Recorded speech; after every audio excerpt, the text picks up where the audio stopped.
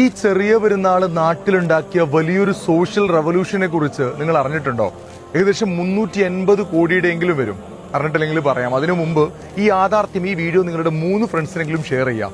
ഇക്കഴിഞ്ഞ ഓണത്തിന് മാത്രം മലയാളി കുടിച്ചു തീർത്തത് 970 കോടി രൂപയുടെ മദ്യമാണ്. ക്രിസ്മസ് വന്നപ്പോ അത് 330 കോടിയായിരുന്നു. ദീപാവലിക്ക് ആകാശത്തേക്ക് പുകച്ചുവിട്ടത് 500 കോടിയുടെ പടക്കങ്ങളാണ്. സത്യത്തിൽ ഈ ആഘോഷങ്ങളിലൊന്നും മദ്യം കഴിക്കണമെന്നോ പണം ദുർവ്യയം ചെയ്യണമെന്നോ ഒരു ഗ്രന്ഥവും പറയുന്നില്ല.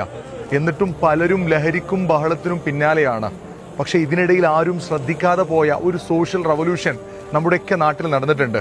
ഇക്കഴിഞ്ഞ ചെറിയ പെരുന്നാളിന് ക്രിസ്മസിന് മദ്യത്തിനായി ചെലവാക്കിയ അതേ തുക, ഏകദേശം 380 കോടി രൂപയുടെ അരി ഫിത്തുർ സക്കാത്തിലൂടെ മാത്രം സാധാരണക്കാരുടെ അടുക്കളകളിലേക്ക് എത്തിച്ചേർന്നു എന്നതാണ്. അതായത് 20,000 മെട്രിക് ടൺ അരി വരും. എന്നാൽ ഇതിനുവേണ്ടി ഫ്ലെക്സ് ബോർഡ് അടിച്ചിട്ടില്ല, പരസ്യ കോലാഹലങ്ങളില്ല, ട്രാഫിക് ബ്ലോക്കോ നീണ്ട ക്യൂവോ ഇല്ല. സൈലന്റായി നടന്ന ഒരു മഹാവിപ്ലവമാണെന്ന് പറയാം. പക്ഷെ ശ്രദ്ധിക്കേണ്ടത്, ഏതെങ്കിലും ഒരു മുസ്ലിമിന്റെ കടയിൽ നിന്ന് മാത്രം വാങ്ങിയതല്ല ഈ അരിയൊക്കെ, പകരം സകല മതസ്ഥരുടെ കടയിൽ നിന്നുമാണ്. ഇസ്ലാം പഠിപ്പിക്കുന്നത് ആഘോഷം എന്നാൽ അത് സ്വന്തം ലഹരിയല്ല, മറിച്ച് അപരനെ പരിഗണിക്കൽ കൂടിയാണ്. ആഘോഷങ്ങൾ അനാചാരമാകരുത്, അത് മാറ്റത്തിനുള്ള വഴിയാവണം. അവിടെയാണ് യഥാർത്ഥ സാമൂഹിക രീതി രൂപപ്പെടുക. Think about it.